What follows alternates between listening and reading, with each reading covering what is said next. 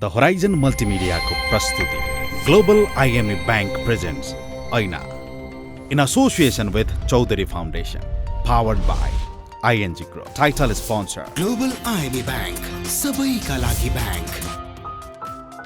in association with Chaudhary Foundation, powered by ING Group, transforming lives through education. co-sponsored by Machapuchhri Bank Limited, सबल उत्कृष्ट एवं विस्तारित. supported by 2 p.m. noodles. Lights are awesome. fueled by PLO Lubricants, an ISO certified company. education partner Expert education and visa services.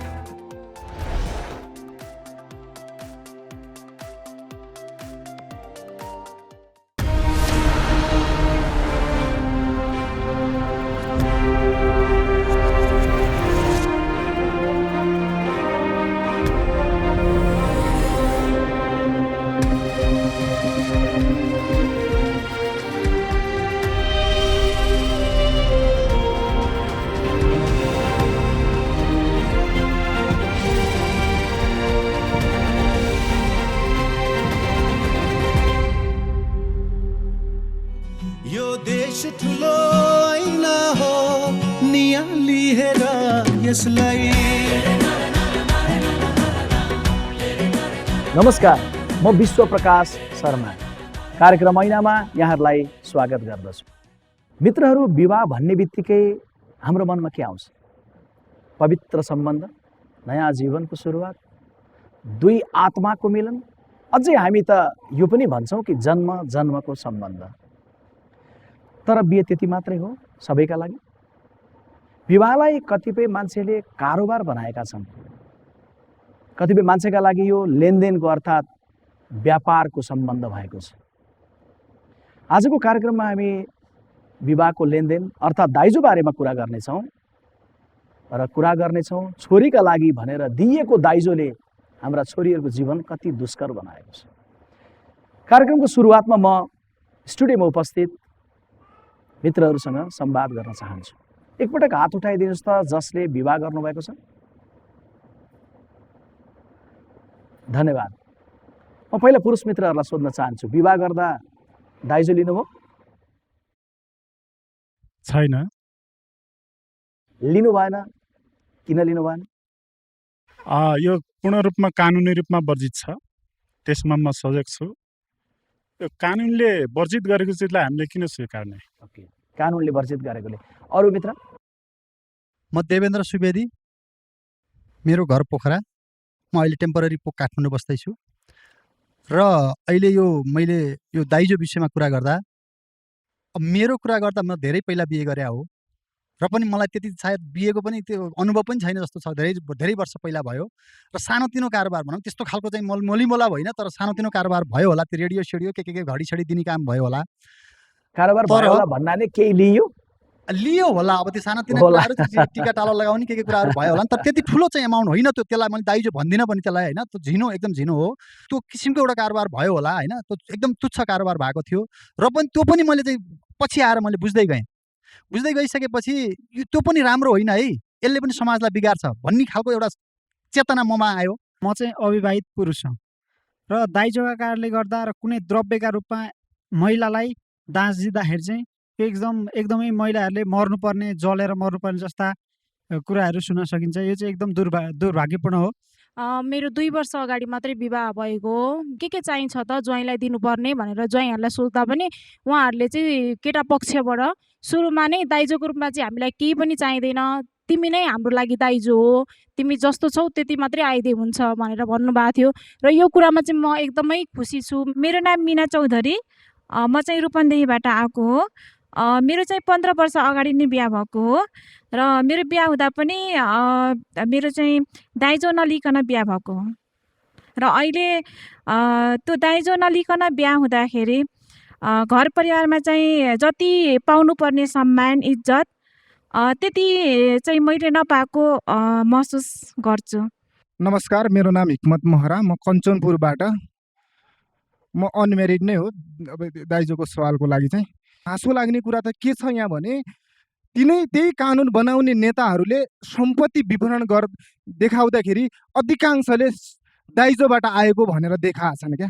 तपाईँहरूलाई मैले प्रश्न गरिरहँदै गर्दाखेरि तपाईँहरूको मनमा पक्कै पनि यो प्रश्न आएको हुनुपर्छ कि यो प्रस्तोता विश्वप्रकाश शर्माले चाहिँ बिए गर्दै गर्दाखेरि आफूले चाहिँ लियो कि लिएन। जुन बेला मैले र कविताजीले विवाह गर्ने भनेर निधो गऱ्यौँ र हाम्रो परिवारलाई जानकारी दियौँ, बिहेको तयारी सँगसँगै उहाँको आमा बाबाले छोरीलाई दिने सामानहरूको जोहो पनि गर्न थाल्नु भएछ। त्यो थाहा पाइसकेपछि मैले भने मैले त तपाईँको छोरी बिहे गर्ने हो, सामानसँग बिहे गर्ने होइन। उहाँहरूलाई मनाइसकेपछि उहाँहरूले निम्तो कार्ड विवाहको लागि जो छाप्दै हुनुहुन्थ्यो त्यसमा मैले आग्रह गरेर एउटा लाइन लेखिदिएँ, तपाईँको आशीर्वाद नगद या जिन्सीले होइन हृदयले होस्। यो तपाईँ मित्रहरू मेरो कुरो, मैले जस्तै होइन अरूले जस्तै गरेको हेरेर मैले त्यो सिकेँ। धेरैले त्यसरी बिहे गर्नुभएको छ, हुनसक्छ।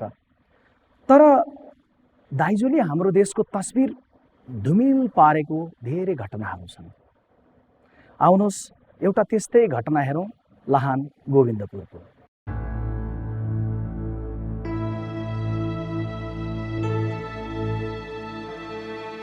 सिराहा गोविन्दपुरका 52 वर्षीय श्यामलाल रामले 19 वर्षीय जेठी छोरीको विवाह गर्ने तयारी गरे।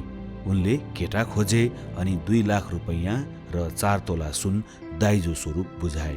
तर विवाहको कुरा पक्का भएपछि छोरीले आफू खुसी बिहे गरिन्। केटी भागेको थाहा पाएपछि केटा पक्षले गाउँमा पञ्चायत राखे। श्यामलालले गाउँलेलाई भोज खुवाउनुका साथै 60,000 रुपैयाँ जरिवाना तिर्नुपर्ने पञ्चायतले निर्णय सुनायो। छोरीले आफै बिहे गरेकोमा चिन्ता त थियो नै, उसमाथि गाउँलेले 60,000 रुपैयाँ जरिवाना तोकेपछि श्यामलाल आत्तिए। थप पैसा कसरी जुटाउने भन्ने अन्योलमा परे। त्यही रात केटा पक्षले श्यामलालकी कान्छी छोरीसँग विवाह गर्न तयार रहेको खबर पठायो। 15 वर्ष मात्र पुगेकी कान्छी छोरीको विवाह गर्नुपर्ने कुराले श्यामलाललाई खुसी बनाएन, अझ तनाव थप्यो। भारी मन बोकेर 77 असार 11 गते घरबाट निस्केका श्यामलाल फेरि घर फर्किएनन्। उनले आत्महत्या गरे।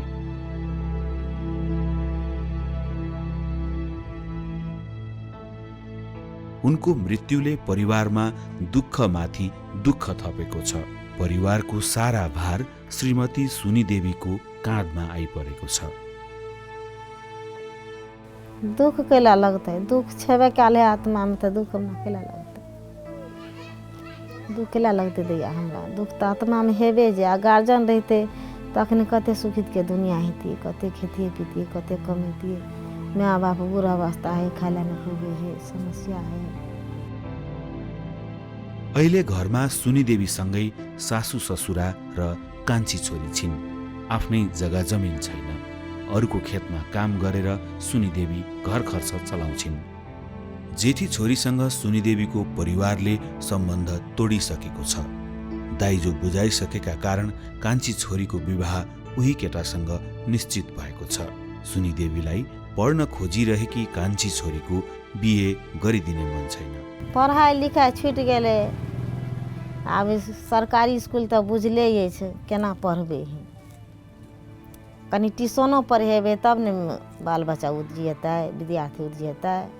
लहान पढ़बे छलिए तब पैसा के कारण नहीं है हाथ में, तब केना के पढ़ेबे?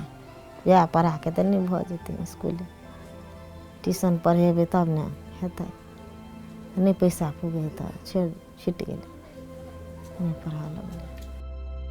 दाइजो, पञ्चायतको निर्णय, श्रीमानको आत्महत्या र कान्छी छोरीको बाल विवाहको घेरोमा सुनीदेवी बेरिँदै गएकी छिन्। त्यो घेरो कसरी तोड्ने उनलाई पनि थाहा छैन। दाइजोको कहर र पञ्चायतको निर्णयको कारण एउटा बाबुले आत्महत्या गर्नु परेको कथाहरू यो कुनै फिल्मको कथा थिएन, हाम्रो समाजको एउटा चित्र थियो। विवाहलाई हाम्रो समाजले सांस्कृतिक र धार्मिक मान्यता प्रदान गरेको छ। जुनसुकै दिन जुन दिन पनि हुँदैन, विवाह गर्नका लागि शुभ साइत हामी खोज्छौँ, शुभ साइत निकालिन्छ। तर दाइजोले त्यो शुभ साइतलाई कसरी अशुभ बनाइदिन्छ हामी हेर्नेछौँ केही बेरको विश्रामपछि।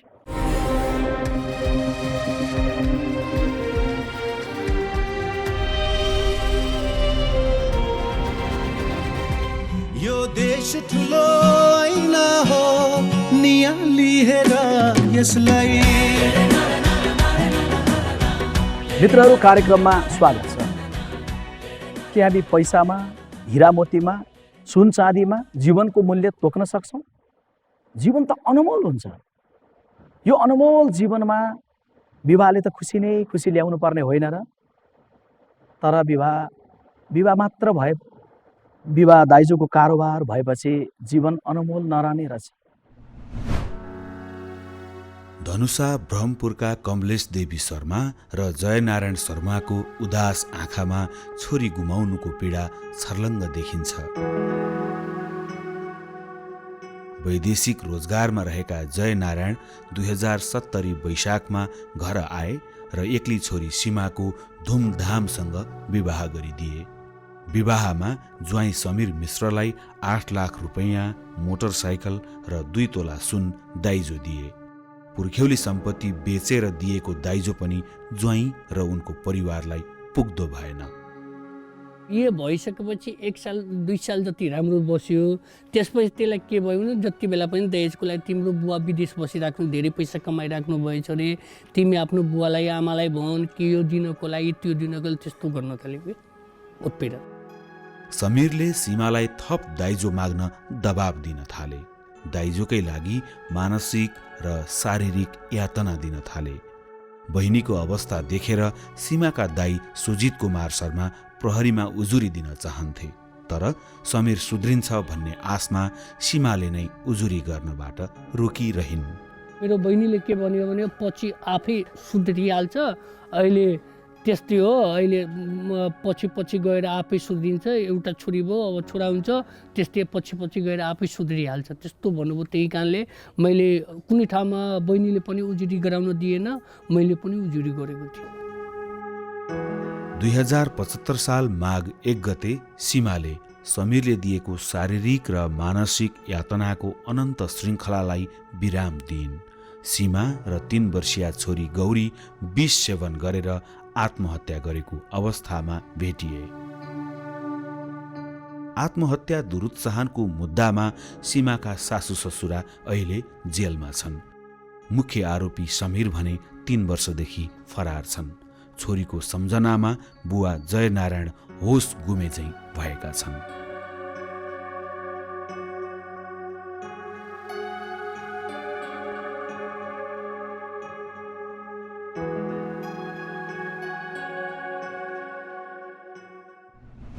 यो कथा सीमा शर्माको मात्रै होइन। दाइजोका कारण धेरैले जीवन गुमाउनु परेका कथाहरू छन्। मित्रहरू, हामी सोच्छौँ कि पढे लेखेका मान्छेले दाइजो दिँदैनन् पनि। दाइजो त गरिब, नपढेको, पिछडिएको समुदायको मात्रै समस्या हो। तर शिक्षित र सम्पन्न परिवारमा पनि दाइजोको कारोबार हुन्छ। अझ जति धेरै पढाइ, जति धेरै कमाइ, उति नै धेरै दाइजोको माग भएको पनि हामी सुन्दै आएका छौँ। 36 वर्षीय सुनिता यादवको 2075 साल चैत 15 गते शिक्षण अस्पताल काठमाडौँमा उपचारको क्रममा मृत्यु भयो। शरीरभरि र मनभरि चोटै चोट बोकेर उनी यो संसारबाट बिदा भइन्। उनलाई यसरी चोट दिने अरू कोही होइनन्, उनका पति र पतिका परिवार नै थिए। सुनिताका श्रीमान सचिदानन्द यादव पेसाले डाक्टर हुन्। सुनिताका आमा बुबाले नै उनलाई MBBS पढ्न चाहिने पैसाको जोहो गरिदिएका थिए। 2059 सालमा सचिदानन्दले पढाइ पूरा गरेपछि सुनितासँग विवाह भयो। त्यो बेला सुनिताको परिवारले दाइजोमा थप 20 लाख रुपैयाँ दियो। तर सचिदानन्दले थप दाइजो ल्याउन सुनितालाई दबाब दिइरहे। ज्वाइँलाई पढाउनदेखि बिहेसम्म मनग्गे खर्च गरिसकेका सुनिताका बुबाले थप दाइजो दिन अस्वीकार गरे। मागेको कुरा नपाउने बित्तिकै सचिदानन्द र उनको परिवारका सदस्यले सुनितामाथि कुटपिट गर्न थाले। सुनिताले 2062 सालमा जीवधनको सुरक्षा माग गर्दै जिल्ला प्रशासन कार्यालयमा उजुरी समेत दिइन्। तर कारबाही हुनुको साटो घटना मिलापत्रमा टुङ्गियो। त्यसपछि सुध्रिएला भनेको सम्बन्ध झनै बिग्रियो र सुनिताको कुटपिटकै कारण मृत्यु भयो। सुनिताले आइएसम्म मात्रै पढ्न पाइन्। छोरीलाई पढाउनुभन्दा उनको परिवारले पढेको ज्वाइँ भए छोरीले सुख पाउने ठान्यो। तर सर्टिफिकेटले संस्कार सिकाएन।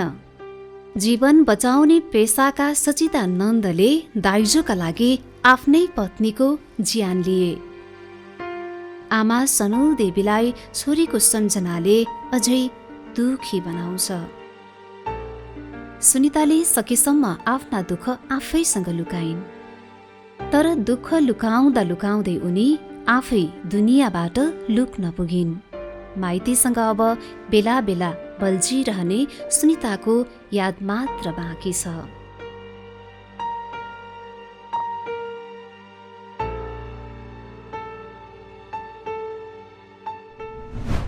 दाइजोको कथा विवाहकै दिन टुङ्गिँदैन। यो त किस्ता किस्तामा चलिरहन्छ। माग्नेको कुनै सीमै हुँदैन, आत्मसम्मान पनि हुँदैन। तर दिनेको त सीमा हुन्छ नि। कहिलेसम्म दिने, कतिसम्म दिने, किन दिने, यी प्रश्नले कहिले लड्ने ताकत आउँछ, कहिले उठ्नै नसक्ने गरी थकाइदिन्छ। र हाम्रा छोरीहरू सुनिताजीले जस्तै मारिनुपर्ने नियतिमा पुग्छन्। सुनिताजीको दाजु जयप्रकाश यादव स्टुडियोमा हुनुहुन्छ। आउनुहोस् उहाँसँग संवाद गरौँ। म यहाँलाई स्वागत गर्न चाहन्छु।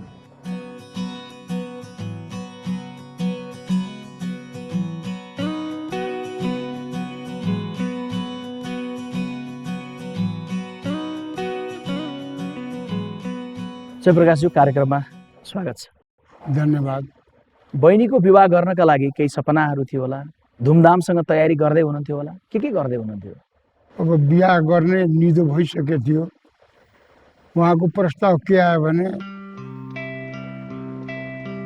मलाई MBBS सम्मको शिक्षा गराइदिनुहोस् भन्ने कुरा आयो।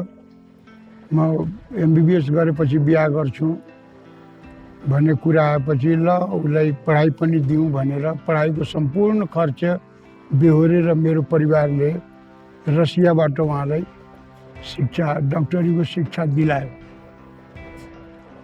दिलाएर ऊ आउनको लागि पनि भाडा समेत रसियाबाट हामीले तिरेर बोलाएर अब हामीले खर्च गरेर पढाइसकेपछि दाइजो पर्दैन होला भनेर परिवारका हामी सोचेका थियौँ।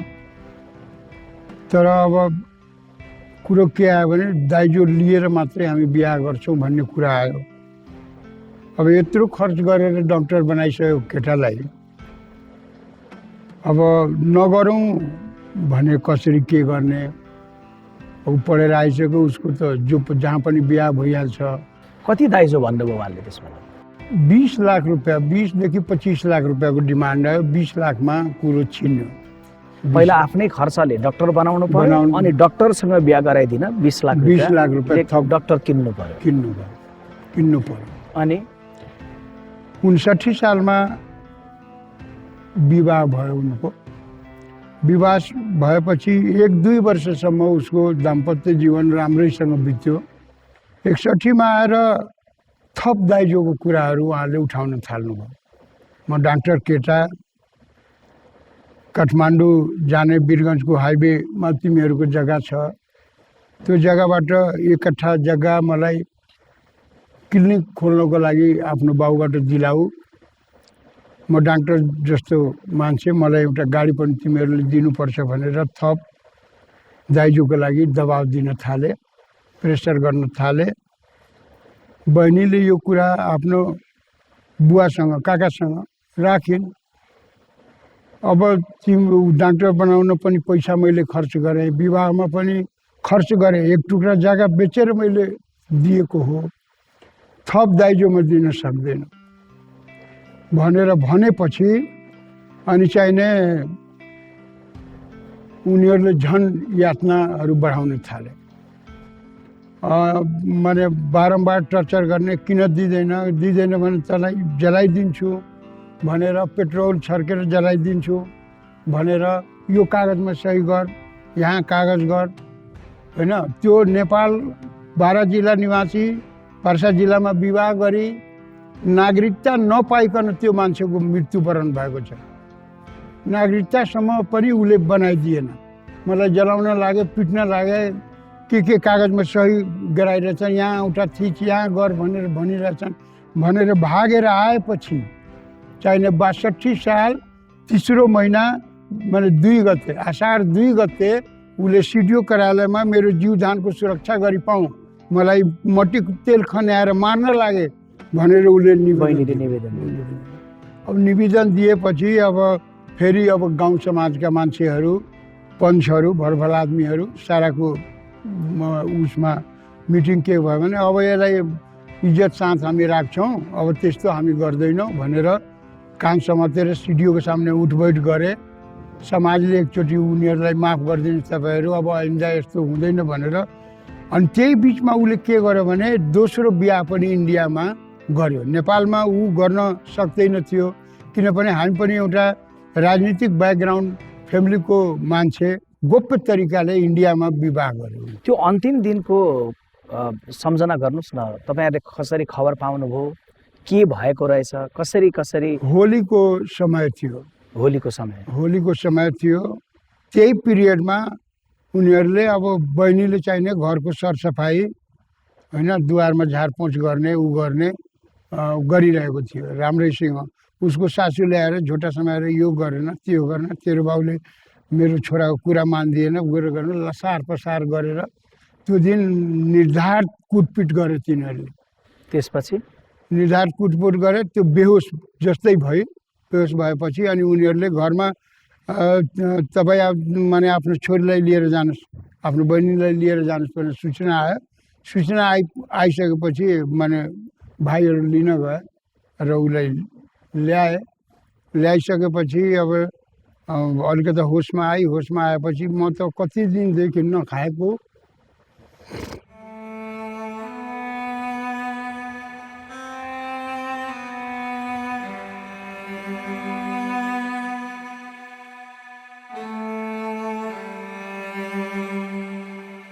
मलाई आमा खुवाउनुहोस्। खाइसकेपछि उसको जिउभरि हेर्दाखेरि डामेज, अनि बल्ल हामीले उसलाई अस्पतालमा लग्यो। त्यहाँबाट रिफर गर्यो टिचिङ हस्पिटल काठमाडौँ।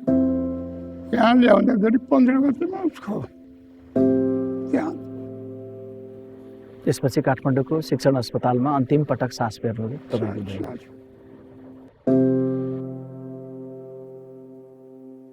तपाईँले आफ्नो बहिनी गुमाइसक्नुभयो, यसरी नै कैयौँले गुमाउनु भएको छ। तपाईँहरू त पढे लेखेको परिवार, सचेत परिवार, आर्थिक रूपले सम्पन्न परिवार, अरूलाई चेतना दिन सक्ने क्षमताको मानिसहरू हुँदाहुँदै तपाईँलाई यो लाग्दैन कि बहिनीलाई जब दाइजो मागियो नि, पहिलो किस्ता माग्दै दिन्नौ भनेको भए आज मेरो बहिनी जिउँदै हुन्थे भन्ने लाग्छ कि लाग्छ? त्यस कारणले अहिले हामीले पढाइमा फोकस गरिरहेछौँ र दहेजको विरुद्ध गर्ने। दहेज जसले माग्छ त्यसको परिवारमा हामी छोरी दिन्नौँ। हाम्रो आफ्नो इष्टमित्र दाजुभाइ समाजमा हामी यही भन्छौँ। मित्रहरू, अहिले जयप्रकाश यादवज्यूको परिवारमा भोगिएको दाइजोको कहरको कथा सुन्नुभयो। सँगैमा यो पनि सुन्नुभयो कि हामी परिवारको सदस्यहरूलाई पढाउँछौँ, बढाउँछौँ। दाइजो अब दिन्नौ पनि, दाइजो अब लिन्नौ पनि। एकचोटि उहाँलाई हवस्, तपाईँ कार्यक्रममा सहभागी हुनुभयो, यहाँलाई म धेरै धन्यवाद दिन्छु।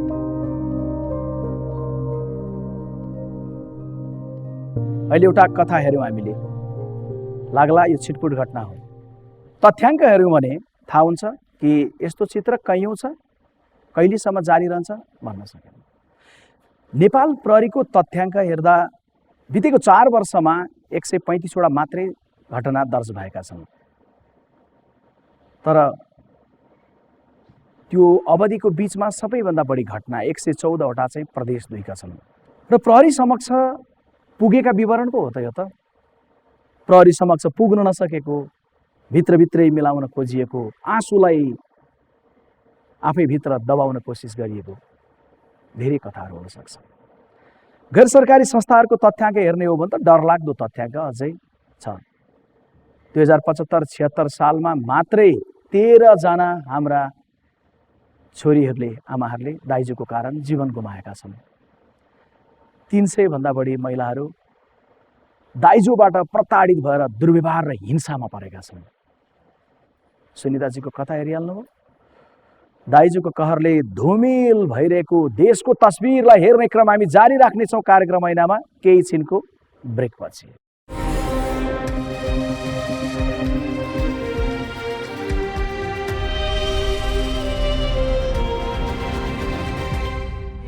यो देश ठुलो ऐना हो, नियाली हेर यसलाई।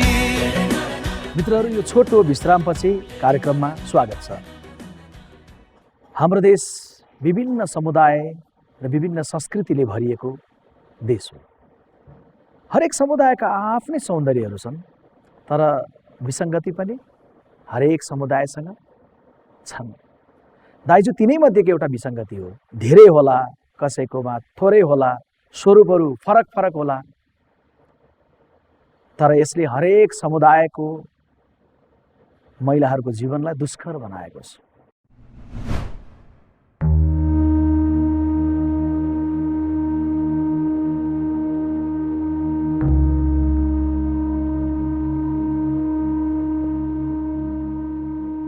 गीता अर्याल भट्टराई रूपन्देहीको देवदहमा बस्छिन्।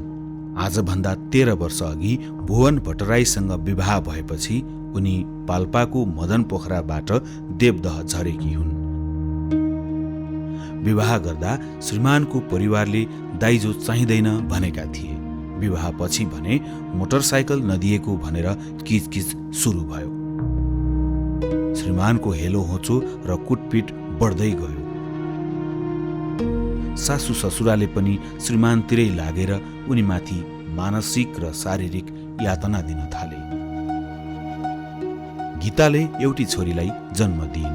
त्यसपछि पनि उनी माथिको यातना कम भएन। यही क्रममा गीताका श्रीमानले 2075 सालमा दोस्रो बिहे गरे।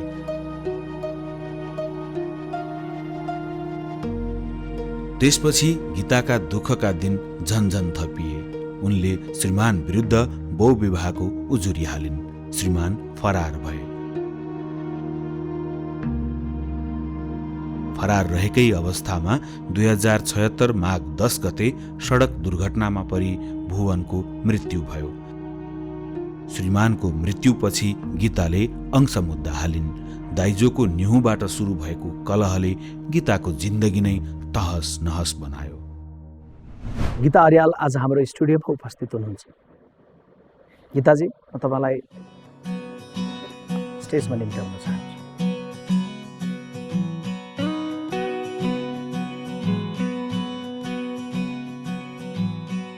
गीताजी, बिहे हुनु अगाडि त दाइजोको कुरो आएको रहेन रहेछ। बिहे भइसकेपछि अनि दाइजो माग्न सुरु भएछ। बिहेभन्दा अगाडि पनि हाम्रो प्रस्तावमा हामी माइती पक्षले दाइजो केही दिँदैनौँ भन्ने श्रीमानसँग कुराकानीमा भएको थियो कुराकानी। यसमा चाहिँ नि मेरो ससुराले र श्रीमानले हामीलाई पढे लेखेको शिक्षित मान्छे भए हुन्छ, दाइजो चाहिँदैन भन्ने कुराबाट नै अब हामीले चाहिँ नि उहाँ पनि एउटै छोरालाई हामीसँग प्रशस्तै ससुरा पनि राष्ट्रिय वाणिज्य ब्याङ्कमा काम गर्ने, हामीसँग सम्पत्ति टन्नै छ, चाहिँदैन, हामीलाई शिक्षित बुहारी भए हुन्छ भन्ने शर्तमा हामीले चाहिँ नि दाइजो दिन सक्दैनौँ भनेर त्यही शर्तमा बिहेको कुराकानी पक्का भयो। तपाईँले कतिसम्म पढ्नुभयो? मैले मास्टर डिग्री गरेछु सर। शिक्षित बुहारी भए पुगिहाल्छ, हामीसँग सम्पत्ति छँदैछ भन्नेहरूले फेरि अचानक के भनेर माग्नुभयो? के कुरा माग्नुभयो? घरमा आइसकेपछि अब दिनुपर्ने त हाम्रो एक सेट जे हुन्थ्यो प्रक्रियाहरू तिन त थिए, तर उहाँहरूले एउटा छोराको पनि हामी मोटरसाइकल पाउँछौँ भन्ने आशा उहाँहरूले राख्नु भएको रहेछ। घरमा आइसकेपछि सासूले यही विषयबाट द्वन्द्व मचाउनु भयो क्या। सासूले नै दाइजोलाई चाहिँ नै बढी गर्नुभयो। एउटा छोराको विवाह त्यस्तोमा गर्ने हो। अब म फेरि कस्तो भन्दा गाउँमा यसो हुर्केको, यहाँ मेरो श्रीमानको फेरि सहरीय वातावरणको बसाइ, अनि हामी एउटै छोराको बिहे पनि त्यस्तो गाउँमा गएर गर्ने भनेर अनि सासूले नै दाइजोबाट यताउति गरेर त्यसैबाट धेरै तनाव दिनुभयो हामीलाई। अनि त्यसबाट हामी दुईटामा चाहिँ नि मेल भएन क्या। मैले कुरा गर्दाखेरि दाइजो चाहिँदैन भनेर श्रीमानले त्यति बेला भनेकोले घरमा आइसकेपछि दाइजोकै विषयमा कुरा भयो। अनि त्यसैबाट हामी दुईटामा मनमुटाव हुँदै गयो। अनि मनमुटाव हुँदै गएपछि दाइजो माग्दै गर्दा कस्तो कस्तो दबाबहरू दाइजो माग्दै जाँदाखेरि कस्तो भयो भन्दा अब तेरो माइतीहरूले यस्तो सिख्री दिए, यस्तो सोफा दिए है। तपाईँलाई कस्तो यातनाहरू दियो? मलाई कस्तो यातनाहरू दिए भने घरमा श्रीमानले अब होइन धुम्रपान मध्यपान गर्ने अनि आउने कुटपिट गर्ने अनि चेन गेट बन्द गरेर सम्म मलाई चाहिँ नि परिवारका सदस्यहरूबाट कुटपिट पनि भए है। अनि सबै अब बाहिरी छिमेकीहरू आएर पनि बचाउनु भयो। पटक पटक चाहिँ नि नचाहिने कुरा गर्ने अनि त्यसपछि चौकीमा निवेदन दिने जाने आउने पनि क्रम जारी भयो। तपाईँलाई यसरी प्रताडित गरिरहेपछि तपाईँले माइतीलाई सुनाउनु भयो होला? माइतीलाई मैले सेयर गरिनँ किनभने मैले हरेक कुराहरू घरमा जे हुन्छ नि त्यो आफूले लुकाउन खोज्छ क्या। हरेक मान्छेले आफ्नो घरको कुराहरूलाई बाहिर बताउन खोज्दैन। परिवारले मलाई यस्तो व्यवहार गरेछ भनेर माइतीमा सेयर गरेँ भने मेरो घर परिवारसँग राम्रो सम्बन्ध बन्दैन। जस्तो भए पनि मैले यो घरलाई चाहिँ राम्रो सम्बन्ध बनाउनु पर्छ भनेर हरेक कुराहरू मैले बाहिर कहीँ पनि सेयर गरिनँ। जति यातनाहरू दिनुभयो त्यो आफैले सहँदै गएँ, आफूले भोग्दै गएँ र ममा आफैमा राखेँ। तपाईँ एउटा पढे लेखेको मान्छे, मास्टर्स गर्नुभएको, तपाईँले पनि सहेर बसिदिनु भयो। हजुर। नपढेका कैयौँले सहिरहेका होला। त्यो सहेको कारणले पनि अझै बढेर गएको हो, त्यसकारण सहनु गल्ती भयो। म जति बोल्नु पर्थ्यो यदि बोलेको भए म यति धेरै मास्टर गरिसकेको मान्छेले समयमै मले बोलेको भए आज मैले चाहिँ नि होइन यस्तो चाहिँ नि पीडा सहनु पर्थेन। हामीले एकातर्फ दाइजोको कारण उहाँले भोगेको कहर हेऱ्यौँ, सँगैमा उहाँले बहुविवाह बेहोर्नुभयो। अनि अर्कोतर्फ श्रीमानको मृत्युपछि पनि घरेलु हिंसा। देशको तस्बिर हेर्ने क्रम कार्यक्रम ऐनामा जारी रहनेछ। अहिलेलाई तपाईँलाई म धेरै धन्यवाद दिन चाहन्छु। हजुरहरूलाई पनि मेरो तर्फबाट धेरै धन्यवाद सर।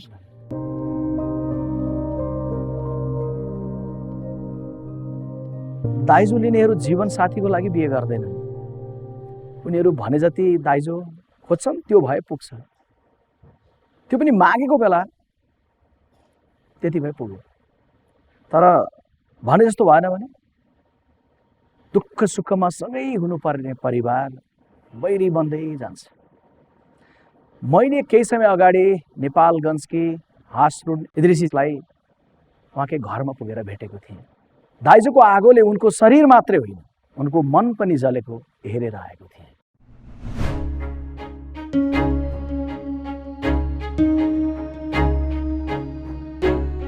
हासरुन इद्रिसीलाई नेपालगञ्ज स्थित उनको बुबाको घरमा भेट्दा लुगा सिलाउँदै थिइन्।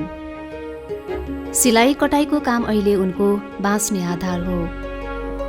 दाइजोको न्युमा जलाइएकी हासरुनले मृत्युको मुखमा पुगेर फर्किएपछि गुजारा चलाउन सिलाइ कटाइको काम थालेकी हुन्।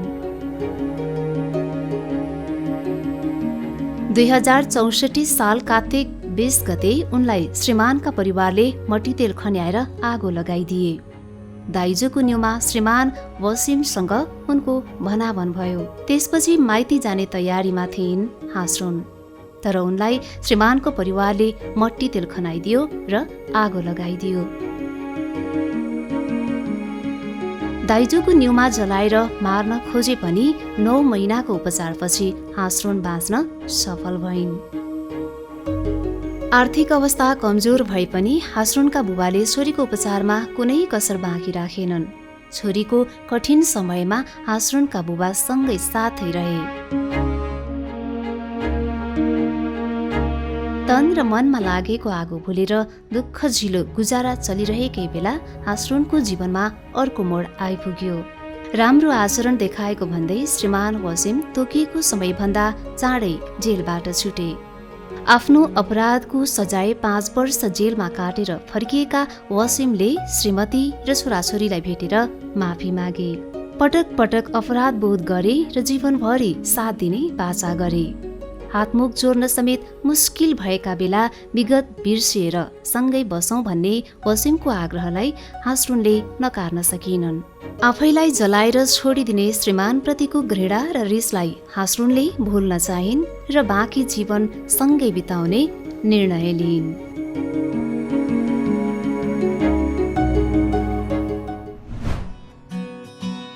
हासरुन इद्रिसीजी आज हाम्रो स्टुडियोमा उपस्थित हुनुहुन्छ। तपाईँलाई कार्यक्रममा स्वागत छ। तपाईँले अरू कथाहरू पनि हेरिरहनु भएको छ। दाइजोको कारणले तपाईँले पनि पीडा भोग्नुभयो। अब ती कुरा पुरानो भए बिर्सिनु त पर्यो, नयाँ जिन्दगीमा जानु त पर्यो। तर सम्झिदिनुहोस् त एकपटकलाई के भएको थियो त्यो बेला? त्यो बेलाको कुरा नगरौँ त ठिकै छ। तपाईँहरू पछि मिलिसकेपछि एउटा बच्चा भयो। हजुर। के नाम राख्नु? बेलालाई नै। उसलाई लिएर के सपना देख्नु भएको छ?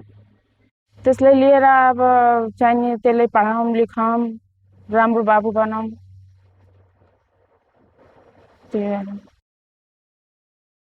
अनि भोलि ऊ ठुलो भइसकेपछि बिहे गर्ने बेलामा उसको लागि दाइजोको कुरा आउँछ? आउन्न, म लिँदिनँ दाइजो चाहिँ। तपाईँ भन्दै हुन्छ, श्रीमानजी के भन्नुहुन्छ? श्रीमान पनि लिन्नन्। हजुर। कार्यक्रममा आज उहाँका श्रीमान वसिम पनि उपस्थित हुनुहुन्छ। वसिमजी, पुरानो कुरा कसरी बिर्सिनुभयो? तपाईँ जब हासरुनजी जलिसकेपछि जलाइसकेपछि तपाईँ पक्राउ पर्नुभयो, आमा पक्राउ पर्नुभयो, बाँकी जिल्लाको अदालतले तपाईँलाई जेल सजाय गर्यो, 7 वर्ष बस जेल पठायो। तर तपाईँको आचरणभित्र गएपछि तपाईँ सुध्रिनुभयो र तपाईँलाई छिट्टै छोडिदियो। तपाईँ भित्र गएपछि तपाईँलाई पश्चाताप भयो, तपाईँलाई चाहिँ म अब नयाँ बन्नुपर्छ भन्ने लाग्यो होइन? जेलमा बसिसकेँ भने मैले धेरै कुराहरू अध्ययन गरेँ। मेरो आत्माले भन्यो मलाई भन्यो कि मैले यदि गल्ती गरेछु भने त्यसलाई सच्याउने। अब मैले अब नमुनाको रूपमा हजुर हेर्नुहुन्छ, उहाँ मेरो श्रीमती, यो मेरो बच्चा, म आफै श्रीमान। पहिला मागी विवाह थियो दुईजना होइन? मागी विवाह थियो, दाइजोको कारण दहेज पुगेन भन्ने कुरा पछाडि यो घटना भयो, उहाँ यसरी जल्नुभयो। त्यस्तो नभएको भए त अझै अहिले अर्कै रमाइलो हुन्थ्यो होइन? अबको सपना के छ?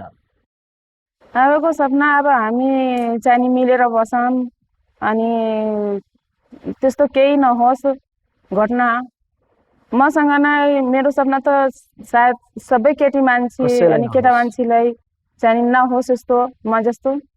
अनि मेरो छोराछोरीको भविष्य बनाउन छ, मेरो पढाउने छ।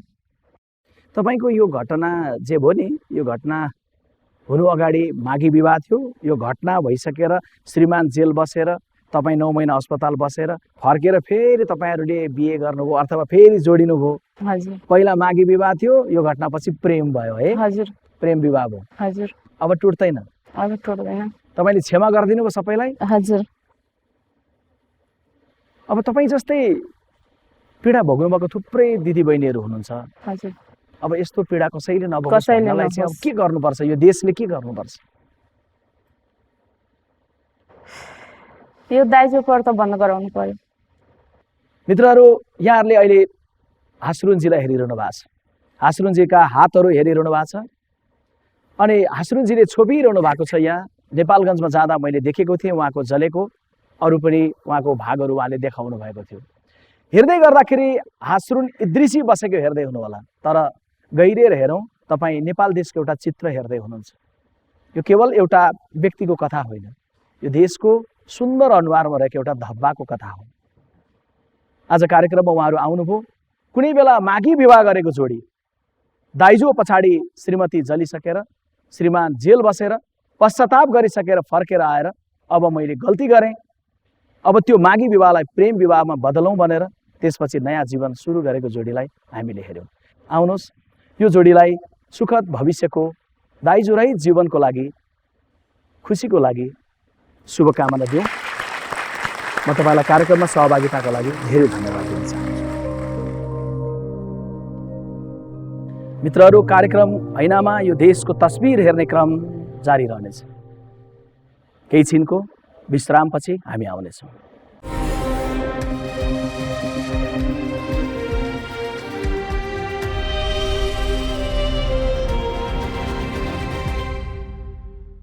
मित्रहरू, विश्रामपछि कार्यक्रममा यहाँहरूलाई स्वागत छ। दाइजो दिँदा आमा बाबाहरू भन्ने गर्नुहुन्छ छोरीको खुसीको लागि दिएको। हामी एकातर्फ पैसाले खुसी किन्न सकिँदैन भन्छौँ, अर्कोतर्फ दाइजो दिएर छोरी खुसी हुन्छ भन्ने सोच्छौँ। तर मित्रहरू, आफ्नो आमा बुबालाई दाइजोको भारी बोकाएर कुनै छोरी खुसी हुन सक्छिन् र?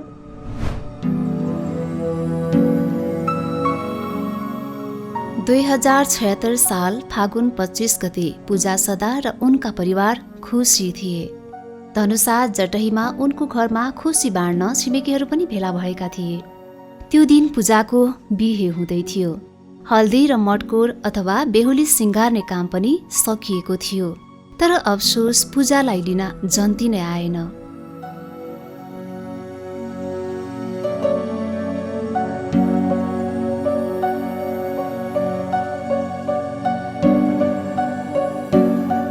सब चीज छली बन गेल, पंडाल टंडाल सब अथी सब मरबा सब चीज छली बन गेल, मात्र एकटा मोटरसाइकिल के चलते बियाह टूट गेल।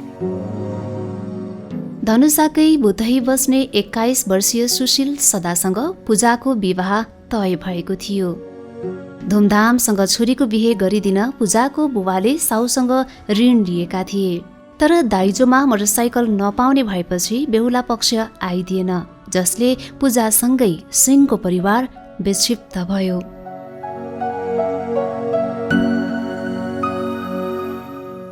यसले त हाँस्छिन्, तर त्यतिखेर त तपाईँको कस्तो अवस्था भयो? त्यो मर्ने अवस्थामा परेको थियो त्यो बाबु पनि।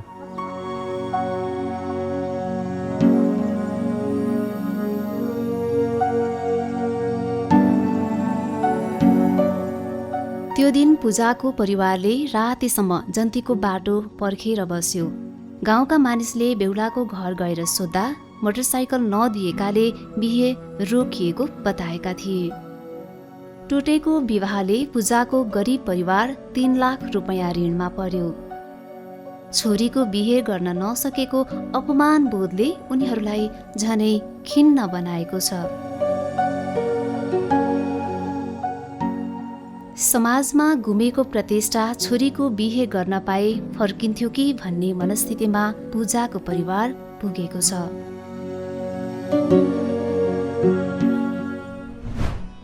पूजा सदासँग संवाद गरौँ एकछिन। अहिले उहाँ हाम्रो स्टुडियोमा उपस्थित हुनुहुन्छ।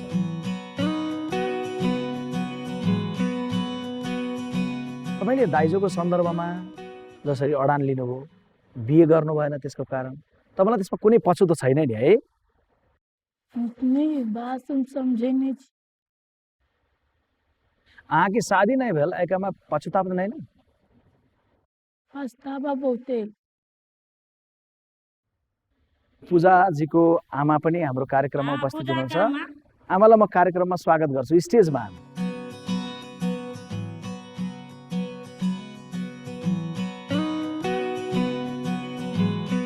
माजी, आकी बेटी के साथ की भेल छल? बेटी के साथ की भेलै 3,30,000 रुपया खर्च भेल। बरियाती नहीं आयल, 5 रंग के मिठाई सब बनल, भोज भात बनल, पंडाल बनल, मरबा सजायल। से वो नहीं बुझे वाला भेले हमर समस्या। वो दुख जे रहते बुझे वाला त नोनो रोटी खा के कुटुम्ब बाहरे हमरा से जोड़ लेते। से हमार समस्या वो नहीं बुझे। सबके ल के हम भेजली से लाभ जाओ बरियाती टोला में पकड़ के होती, लड़का के पकड़ के लाए, गाड़ी भाड़ा कर ले तो बरियाती में लड़का के लाए, विवाह कर से निगुआई नुका रहल, लड़का के बेलगा देलक। वही पर से देवान जी के भेजली अपना पति के नगिरता लगे से जा नहीं मानते तो की करबे, वही पर तमाशुल बना देवे। वही तमाशुल बना के जहिया वो हमारा बेटी के ब्याह कर लेते, नहीं ला जाते हमारा बेटी के छोड़ देता ओकर दहेज देवी तो हमारा बेटी के ला जाते विवाह तक बरियाती लगे नहीं। अब की करब माजे? अब की करब, जाति लिखा तो कोना के लगाबो पड़ते। तुम्हारे तो बुआ के नहीं रख देवे, जाति लिखा तो लगाबो पड़ते। हमार दुख नहीं बुझलक। एउटी आमाले रोइरहेको यो चित्र हेर्दै गर्दा केवल एउटा साडीमा एउटा मजेत्रोमा आएको एउटा दुब्ले पातली कोही आमा रोइरहनु भएको छ यति मात्रै लाग्न सक्छ नि है। उहाँहरूले बोलिरहनु भएको भाषा मैले कति बुझेँ, उहाँहरूले बोलिरहनु भएको भाषा तपाईँहरूले कति बुझ्नुभयो आफ्नो ठाउँमा छ। तर उहाँको आँसुको भाषा बुझ्नका लागि सायद कुनै शब्दकोश चाहिँदैन, हाम्रो मन काफी छ। के दाइजो बिना छोरीको बिहे सम्भव छैन? के हरेक आमाहरूले हरेक पुस्ता पुस्ता पछाडि यसरी नै आँसु बगाइरहनुपर्छ अनि यसरी नै पूजाहरूले आफ्नो जीवनका लागि तडपिरहनुपर्छ? माई कार्यक्रमले आप दोनों को बहुत बहुत धन्यवाद। पूजा पूजालाई पनि दुवैजनालाई धन्यवाद।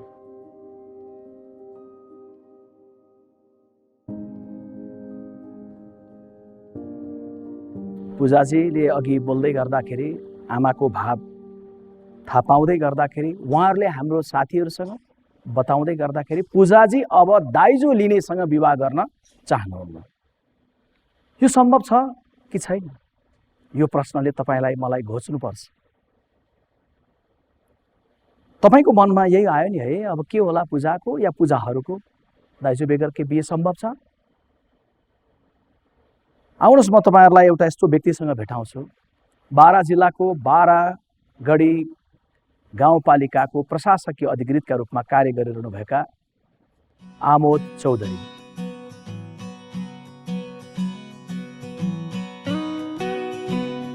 आमोदजी कार्यक्रममा स्वागत छ। धन्यवाद। बिहे गर्दा दाइजो लिँदा त नाफा गरेको छन् नि कतिले, तपाईँलाई घाटा भयो जस्तो लाग्यो दाइजो नलि बिहे गर्दा? घाटा होइन, नाफा नै भयो। नाफा नै भयो? भनिदिनुहोस् त कसरी होला? अब कस्तो भने यहाँ धेरै समाजको दाइजोले पारेको नकारात्मक प्रभावहरू हेरिहाल्यो यो कथामा। बाल्यकालदेखि नै वास्तवमा म यस्तो समाजमा हुर्केँ जहाँ दाइजो मात्र होइन, बाल विवाह, बहुविवाह, छुवाछुट, त्यसै गरी बोक्सी जस्ता कुप्रथाहरू व्याप्त थियो। त्यो देख्दाखेरि मलाई दुःख लाग्थ्यो, मन पनि खिन्न हुन्थ्यो र यसलाई कसरी हटाउन सकिन्छ भन्ने खालको एक खालको त्यसलाई विद्रोह गरौँ जस्तो लाग्थ्यो। सँगैका साथीहरूले चाहिँ हामीले चाहिँ दाइजो लिएर बिहा गऱ्यौँ, तैँले चाहिँ दाइजो नलि बिहे गरिस् भनेर जिस्काए कि धन्यवाद भने कि के भन्ने त? खासमा हामीले स्कुल लेभलदेखि कलेजसम्म पढ्दाखेरि दाइजो न्यूनीकरण गर्न एउटा मात्र उपाय, सबै युवाहरूले म दाइजो लिन्न होइन भनेर एकसाथ यदि बिहे गऱ्यौँ भने र सबै भनौँ केटी पक्षहरूले म दाइजो लोभी बेहुला अथवा केटासँग बिहे गर्दिनँ भन्ने खालको गऱ्यो भने दाइजो पक्कै न्यूनीकरण हुनेछ भन्ने विश्वास लिएर मैले आफ्नो साथीहरूलाई सधैँ भन्ने गर्थेँ कि हामीले बिहे गर्दा दाइजो चाहिँ नलिउँ भनेर। धेरै साथीहरूले प्रतिबद्धता पनि गरे, गरौँ न त, अब जसको पालो आउँछ होइन, दाइजो नलिउँ भनेर गरे। कतिले प्रयास गरे, प्रयास गर्दाखेरि के भइदियो भने केटा पक्षबाट दाइजो नमाग्ने। तर हाम्रो समाजमा कस्तो छ भने दाइजो नमागे पनि केटी पक्षलाई बाध्यता, समाजमा इज्जत जाला अथवा समाजले नराम्रो भन्ला, समाज हाँस्छन् भन्ने लागेर केटी पक्ष बाध्य भएर ऋण काटेर भए पनि दाइजो दिन बाध्य हुन्छ। त्यसले गर्दा धेरै साथीहरूले प्रयास गरे पनि उहाँहरू सफल हुन सक्नु भएन। त्यो हेरिसकेपछि मैले अठोट गरेँ, म दाइजो स्वीकार्दिनँ, दाइजो त म माग्दिनँ। दाइजो नमागेपछि केटी पक्षलाई त बाध्यता हुन्छ, मलाई दाइजो दिन प्रयास गर्छन्, म चाहिँ दाइजो त्यो स्वीकार्दिनँ भनेर मैले ठाने, अठोट गरेँ र साथीहरूलाई मेरो पालो आयो म देखाउँछु भनेर एउटा च्यालेन्ज जस्तै दिएँ। सँगैको साथीहरूले दाइजो लिएर बिहे गरेको कथा सुनिरहेको, त्यही गाउँमा हुर्किरहेको, तर म चाहिँ दाइजो लिन्न भनेर परिवर्तनको एउटा सन्देश दिएको युवालाई सम्मान गरेको। अनि डक्टर भयो भने यति, इन्जिनियरलाई यति, अर्को कति पढ्यो भने त अझै धेरै अरे भनेर त्यही गाउँहरूमा फेरि कथा छँदैछन्। अब के गर्ने होला, तिनलाई कसरी बुझाउने होला? त्यही समस्या छ हाम्रो समाजमा होइन। शिक्षित र शिक्षा र जागिरलाई दाइजोको मापन गर्ने माध्यमकै रूपमा लिइन्छ। जति बढी शिक्षित त्यति बढी दाइजो, जागिर झन् दाइजोको मूल्य बढ्छ। त्यसले गर्दा शिक्षित व्यक्तिहरू, कमसेकम हामी युवाहरू त्यसलाई प्रयास गऱ्यौँ भने केही हदसम्म घट्न सक्छ, न्यूनीकरण गर्न सकिन्छ। तपाईँले नेतृत्व गरिरहनु भएको प्रशासकीय प्रमुखको रूपमा बारागाडी गाउँपालिकामा हजुर दहेजको सन्दर्भमा तपाईँहरूले अलग्गै अभियान चलाउनु भएको छ भनेर हामीले सुनेका छौँ। हजुर छोटोमा भनिदिनुहोस् त। बारागढी अन्तर्गत बिना दाइजो बिहे गर्न जोरीलाई एउटा भव्य कार्यक्रम आयोजना गरेर 1 लाख पुरस्कार सहित सम्मान गर्ने भनेर कार्यक्रम राखेका छौँ र त्यस पछाडि त्यो 1 लाख लिन चाहिँ अहिलेसम्म कोही आएका छैनन् अरे भन्ने सुन्छौँ। अहिलेसम्म कोही आएको छैन। त्यो दुर्भाग्य हाम्रो। कसो गर्ने होला, कसरी प्रेरित गर्नुहुन्छ त? अब राम्रो अभियान ल्याउनु भयो 2 वर्षमा, तर कोही आउनु भएको छैन। कति राम्रो अभियान ल्याउनु भएको छ। बिस्तारै बिस्तारै मलाई लाग्छ कोही न कोही आउला र मेरै साथी सर्कलमा कलेज पढ्दाखेरिको 2-3 जनाको सायद नेक्स्ट मङ्सिरदेखि पालो आउला। उनीहरू एकदम प्रतिबद्ध हुन्छ, तपाईँलाई हामी साथ दिन्छौँ, बिना दाइजो बिहे गर्छौँ। बिना दाइजो भन्दा पनि दाइजो लिन्न, हामी दाइजो लिन्नौँ र बिहे गर्छौँ भन्ने खालको उहाँहरू प्रतिबद्ध हुनुहुन्छ र मलाई विश्वास छ उहाँहरूले गर्नुहुन्छ। अहिले आमोदजीसँग कुरा गरिरहँदै गर्दा सायद तपाईँ हामी एउटा निष्कर्षमा पुग्दै पनि छौँ कि दाइजोको कारण हाम्रा छोरीहरू जो प्रताडित भइरहेका छन् त्यो प्रताडित हुने क्रम रोक्ने एउटै मात्रै कुरा हो मानवीय संवेदना हामीभित्र जागृत हुनुपर्छ। दाइजो म लिन्न भनेर भन्ने अबको पुस्ताले भन्नुपर्छ। तपाईँले गर्नुभएको कर्मका लागि धन्यवाद दिन चाहन्छु। धन्यवाद।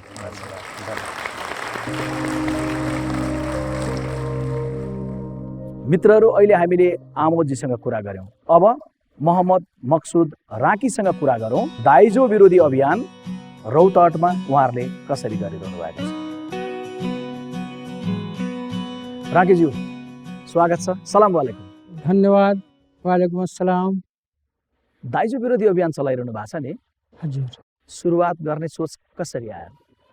हाम्रो समाजमा यसलाई बडा सजिलोसँग लागू गर्न सकिन्छ मेरो मनमा आयो। अनि आफ्नै मन मिल्ने साथीहरूसँग सुरुमा मैले रौतहट जिल्लाको राजपुर फरहदवा दमाड चोकमा 4-5 जना बसेर छलफल गऱ्यौँ। अनि उहाँ साथीहरूले पनि यसमा सहमति जनाउनु भयो। प्रत्येक धर्ममा शादी बिहेको एउटा प्रावधान हुन्छ नि, हाम्रोमा पनि शादी अर्थात् निकाह भनिन्छ र निकाह हाम्रो पुरोहितलाई मौलाना साहब भनिन्छ भन्ने हामी मौलानाहरूको जमघट गर्ने निर्णय गरे। पुरै जिल्लाभरिमा 1 हप्ता घुमेर गाडी घुमाएर 1 जना मौलाना नछुटोस् हिसाबमा हामीले सबै मौलानाहरूले बोलाएर अब हजुरहरूलाई निकाह पढाउने बेलामा केटा र केटी पक्षले यदि दाइजो लेनदेन गरेको छ भने नपढाउनु, पढाउनु हो भने तपाईँहरूमध्ये जसले पढाउँछ त्यसलाई 50,000 हाम्रो कमिटीले जरिवाना गर्छ जहाँ पत्ता लाग्थ्यो बिहे छ भनेर। अनि हामी 2-4 जना 5 जना 10-20 जना मोटरसाइकल लिएर जान्थ्यौँ। जन्ती आएर बसिरहेको अवस्थामा ओहो आयो तिलक दहेजवाला भन्थ्यो सबै। अनि बिचमा गएर लौ न अब हजुर भन्नु न अब कति लिनुभएछ पैसा भनेर। कहाँ लिए छैन। अनि केटी पछाडि ल दिया छैन उहाँले। तपाईँहरू बिहेको बेलामा पुग्नुहुन्थ्यो? बिहेको बेलामा। तर बिहेको कुरो छिन्दैखेरि पहिल्यै हिसाब किताब सकेको पनि हुन्थ्यो होला। हो, त्यही कुरामा म आइरहेछु। अनि न त केटी पक्षले स्वीकार गर्थ्यो न त केटा पक्षले स्वीकार गर्थ्यो। अनि हामी लौ न त अब यही कुरा हाम्रो मस्जिदमा गएर भनिदिनु पर्यो। अब धार्मिक आस्थाको विसर्जनको ठाउँ भनेको मन्दिर मस्जिद र त्यहाँबाट मान्छे जोगिन खोज्छ। त्यहाँ गएर कसरी भन्थ्यो त अब हाम्रो धर्म त अल्लाहको घर, त्यहाँ झुट बोल्ने अलिअलि पैसाको लागि जाउँ न अलिकति त्यो गर्दा आधी बाटोसम्म जाँदा म फिर्ता गर्छु भन्थ्यो। त्यस पछाडि फिर्ता गर्न बाध्य हुन्छ। त्यसरी फिर्ता गरिएका घटनाहरू कति भएका छन्? 200 को हाराहारीमा फिर्ता भयो र मस्जिदमै हामी लगेर अब उधारो पैसा त खर्च भयो, के गर्ने उधारो, अब हामी मान्दैनथ्यौँ। उधारो त हुँदैन, मस्जिदैमा राखेर पैसा ल्याउनुहोस्, कहीँबाट जोगाड गर्नुहोस्। अहिले पछिल्लो कहिले काहीँ के भयो 8 बजे बिहान आएको 9 बजे 10 बजे आएको जन्तीलाई 8 बजे रातिसम्म पनि कुराएर हामी पैसाको व्यवस्था गराएरै अनि केटी पक्षलाई पैसा त्यही फिर्ता गरेर अब एउटा कन्डिसन, फेरि तपाईँ आफ्नो बुहारीलाई घरमा लगेर कुनै तरिकाको यातना दिनुहुन्छ भने हामी यत्तिकै फेरि त्यहाँ फेरि पुग्छौँ, त्यसको पनि ग्यारेन्टी हुन्छ। र प्रत्येक गाउँमा जिल्ला प्रशासनबाट चिठी काटेर, चौकी चौकीमा चिठी काटेर यस्तो केही घटना आयो भने तुरुन्त एक्सनमा आउनुपर्छ भनेर यो कुराहरू पुरै फ्लेक्सिबल भयो।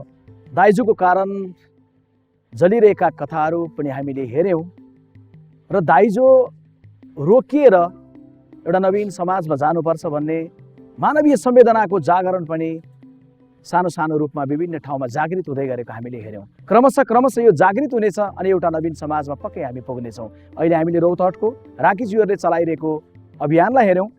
अभियान सार्थक बनोस्, अन्यत्र पनि यसको प्रभाव परोस्, हामी शुभकामना दिन चाहन्छौँ। कार्यक्रममा सहभागिताको लागि म राकीज्यूलाई धेरै धन्यवाद दिन्छु। हिँड्दै एउटा कविता भनेर गइदिउँ कि? हजुर, हवस् भन्नुहोस्। ये कोढ़ तिलक की बीमारी, तिलक भनेको कोढ़, ये कोढ़ तिलक की बीमारी है, आम है बस्ती बस्ती है, बर्बाद उसे कर देती है, जिसको भी ये नागन डसती है।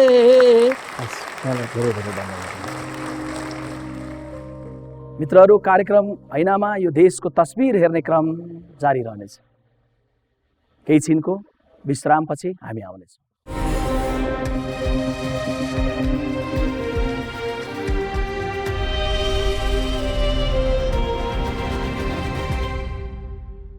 उपहारका नाममा होस् या सिधै मोलतोल गरेर विवाहको नाममा लेनदेनै भएको हो। त्यो हाम्रा प्रधानमन्त्रीदेखि मन्त्रीसम्मले आफ्नो सम्पत्ति विवरण राख्दै गर्दा दाइजोमा आएको भनेर उल्लेख गर्नुभएको छ।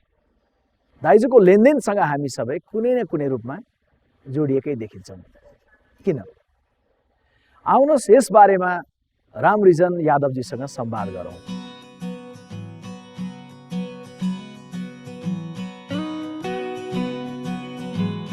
रामरिजनजी राजनीतिक व्यक्तित्व भए पनि उहाँ विवाह सम्बन्धको आधुनिक रूप पुस्तकका लेखक पनि हुनुहुन्छ।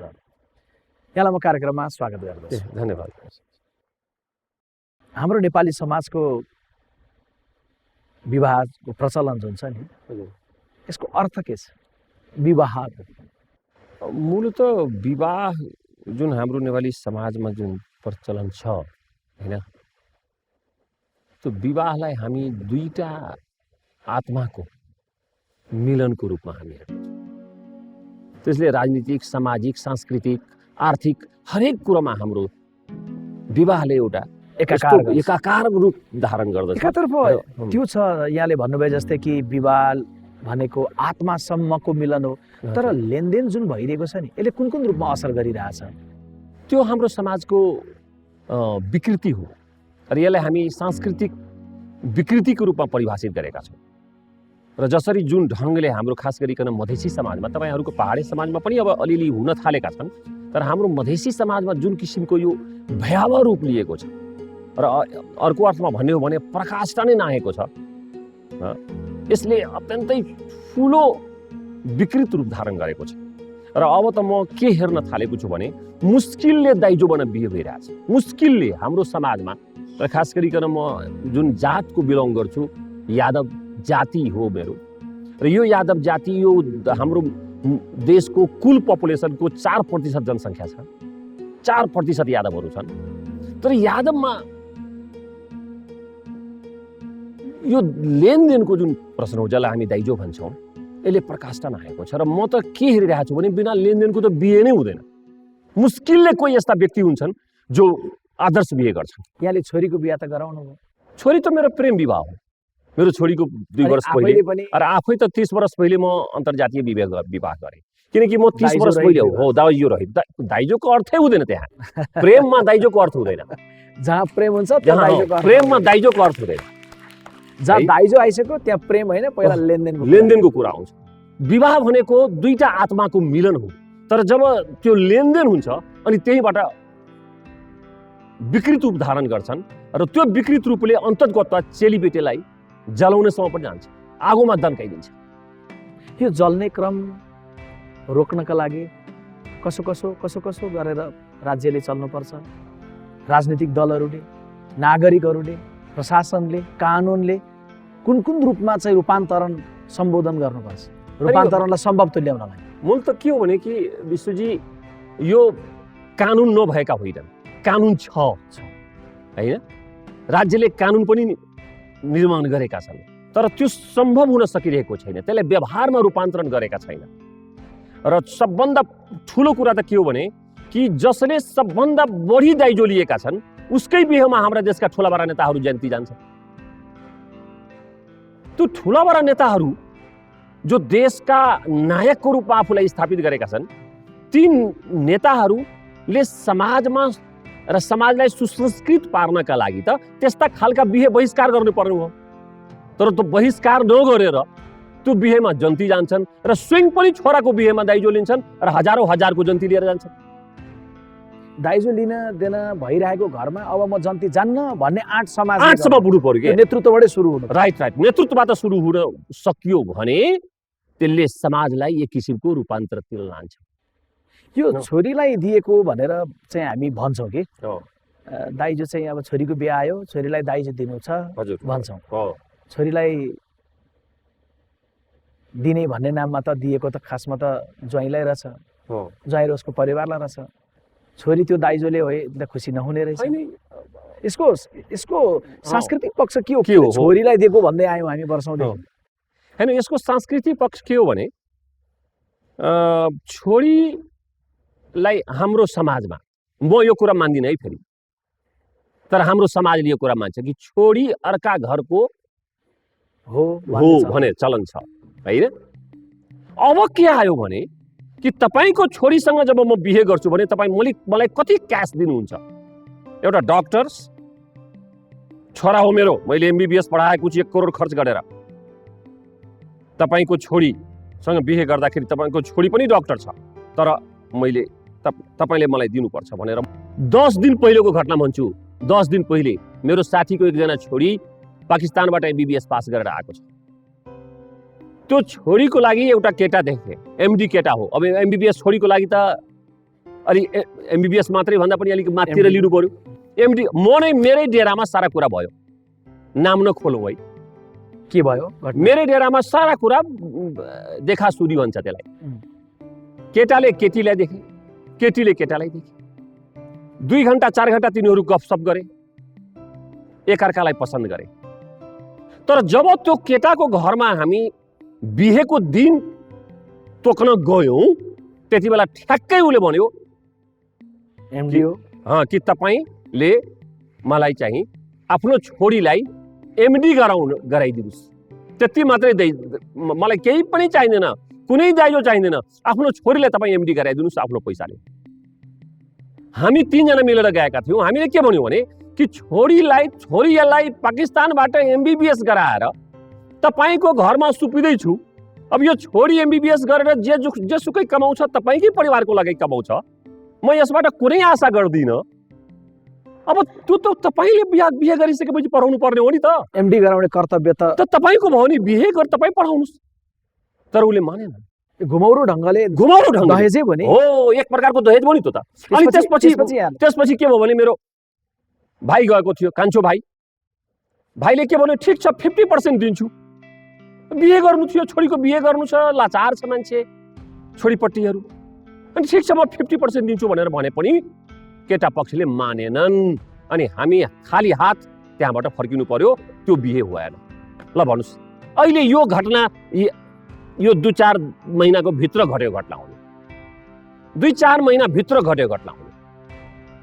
अनि यसमा यस्तो अवस्था छ बिहेको कि एउटा पढे लेखेको छोरीलाई पनि बिहे गर्न यति अप्ठ्यारो छ।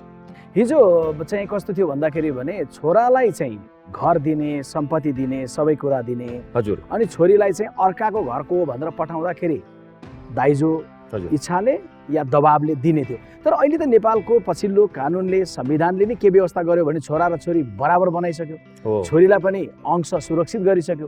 यो बेलामा त्यो दाइजो त्यही रूपमा फेरि जीवित रहिरहने कुराको पछिल्तिर होइन, हामी कमजोरी कहाँ गरिरहेको होइन त्यो मूल कुरा के हो भने कि त्यो व्यावहारिक रूपमा लागू हुन सकेका छैन नि त। त्यसलाई लागू गर्न सक्ने कुरा लागू गर्न सक्यो भने हो के यो दाइजो अन्त गर्ने अन्त हुन्छ त्यहाँ हो महत्त्वपूर्ण माइलस्टोन हो माइलस्टोन हुन सक्छ। जति बेला जब हाम्रो यो कानुन जब लागू हुन्छ व्यावहारिक रूपमा अब दाइजोहरू स्वस्फूर्त रूपमा त्यो अन्त भएर जान्छ।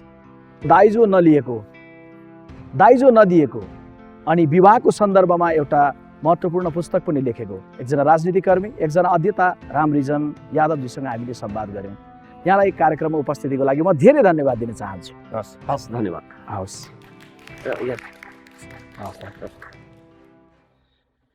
मित्रहरू, विवाह संस्कृति हो तर त्यससँग गाँसिएको दाइजो छ नि त्यो विकृति हो। दाइजो छोरीलाई दिने सामान्य उपहार मात्रै होइन, उपहार त दिए पनि हुन्छ नदिए पनि हुन्छ। कानुनले छोरा र छोरी दुवैलाई पैतृक सम्पत्तिमा बराबरीको हक दिएको छ। त्यसैले दाइजो होइन, विभेद नगरिकन कानुनले दिएको त्यो अधिकार छोरीलाई पनि दिउँ। आत्मविश्वास दिउँ न छोरीलाई, शिक्षा दिउँ न, सपना देख्ने आँट दिउँ न, सपना पुरा गर्नलाई साथ दिउँ न। हाम्रा छोरीहरूलाई आफ्नो खुसी आफै रोज्न दिउँ न। दाइजोको न्युमा जलिरहेका, मरिरहेका र मारिरहेका, अपमानित भइरहेका छोरीहरूको कथा कहिलेसम्म दोहोरिने? अब दोहोरिनुहुन्न। हामीले दिएको उपहार जो हुन्छ नि त्यसको चमक त हराएर जान्छ, तर आत्मविश्वास जो दिन्छौँ नि त्यसको चमक भने चारैतिर फैलिरहन्छ। दिएर त हेरौँ छोरीहरूलाई त्यो चमक, आत्मविश्वासको चमक। अब म निर्देशक सुरज मल्ल, कलाकार सृजन भट्टराई र सुनिता दर्नाललाई कन्टेम्पोरेरी आर्टका लागि निमन्त्रण गर्दै आजको कार्यक्रमबाट बिदा माग्दछु। अर्को हप्ता कार्यक्रम महिनामा हामी फेरि भेट्नेछौँ। नमस्कार। उर्लिरहेको छाललाई हेर्दै एउटी बेहुली यो किनारमा कुरेको घन्टौँ भइसक्यो। ढलपल गरिरहेको डुङ्गालाई छोडी गएको माझी बल्ल आइपुगेछ। पारी आफ्नो नयाँ गाउँ पुग्न खोजिरहेकी नयाँ बेहुली र एउटा बुढो माझीको संवादलाई यो नृत्यबाट हामी प्रस्तुत गर्न खोजिरहेका छौँ।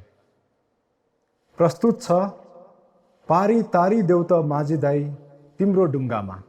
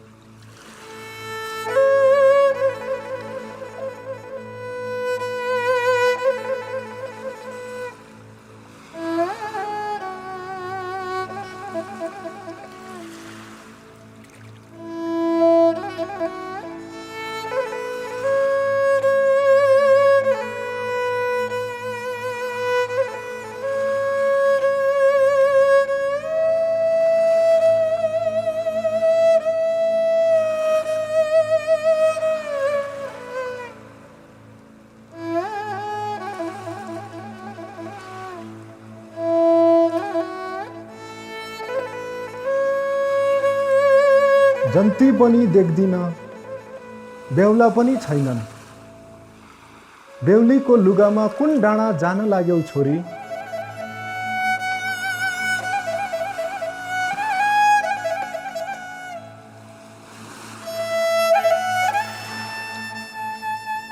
छोरी भनेर भनिदियौ, बुवा मान्नेछु अबदेखि तिमीलाई। जन्ती अझै 2 कोस परै छन्, बेहुला मेरो पारी डाँडा आफ्नो घरमा। तारिदेऊ न बुवा अब तिम्रै भरमा।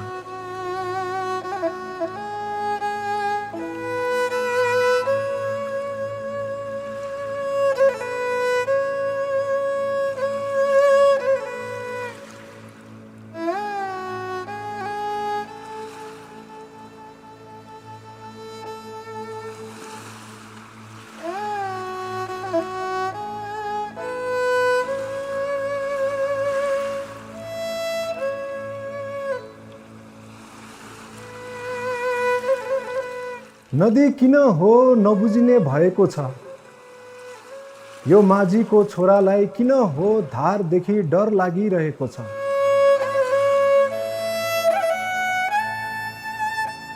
जन्तीले छोडी गएको, बेहुलाले कुरिरहेको, तिमी कसरी एक्लो भइगएको।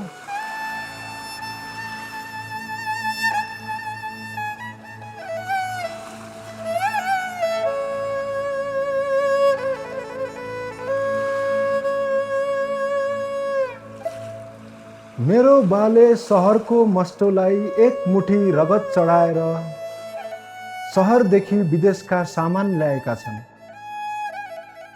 नदी जस्तै चिसो फ्रिज, बादल कुदिरहने टिभी, चरीको मन जस्तै मोबाइल, बतास बगाइरहने मोटरसाइकल, खुसी नै खुसी ल्याएका मेरा बाले एक एक डोको भारी कसिदिएका छन् जन्तीलाई।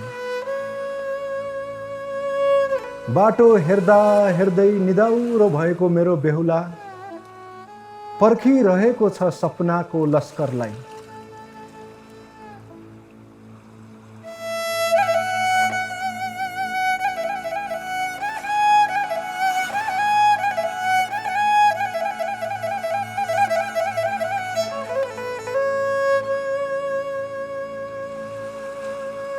म पनि हेरिरहेको छु छोरी, नौमतीको धुनसँगै झुमिरहेको डुङ्गालाई, पूर्वैयाले उडाइरहेको तिम्रो केशलाई, तिम्रो केश जस्तै उर्लिरहेका धारहरूलाई।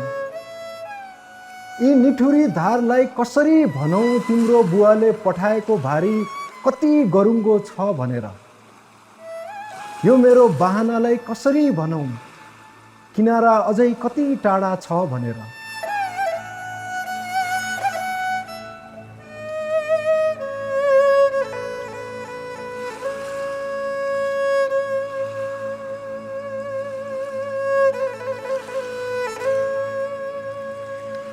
त्यसो भए मजदारमै छोडिदेऊ माझी दाई मलाई, घुमी बस्ने छु तिम्रो डुङ्गामा, नदीको भुमरी हेरी बस्नेछु। तिमीले सिकाएको केही धुनहरू गाउनेछु, गाउँदा गाउँदै भुमरीमा पसी भन्नेछु। तिम्रो डुङ्गालाई जिस्काई बस्ने धोबी चरी।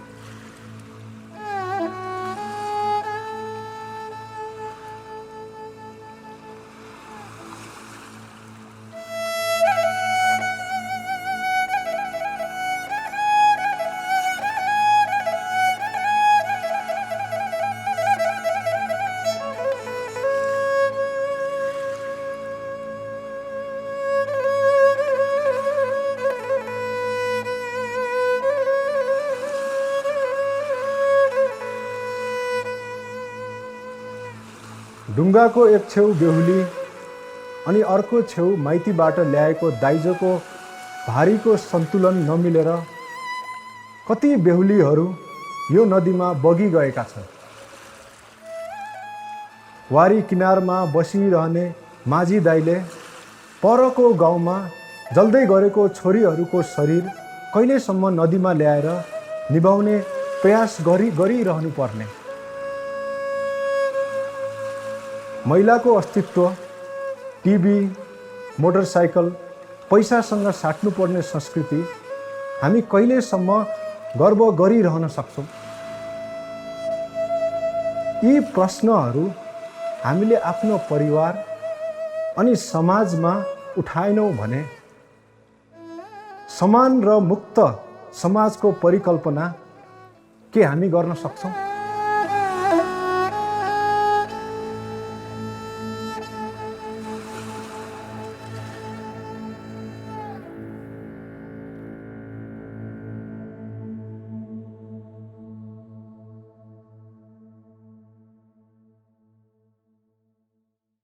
द होराइजन मल्टिमिडिया को प्रस्तुति ग्लोबल IME बैंक प्रेजेंट्स ऐना in association with Chaudhary Foundation, powered by ING Group. Title sponsor Global IME Bank, सबैका लागि bank. In association with Chaudhary Foundation, powered by ING Group, transforming lives through education. Co-sponsored by Machapusri Bank Limited, Sabal, Utkrishta, एवं विस्तारित. Supported by 2 PM noodles, life's awesome. Fueled by PLO Lubricants, an ISO certified company. Education Partner, Expert Education and Visa Services.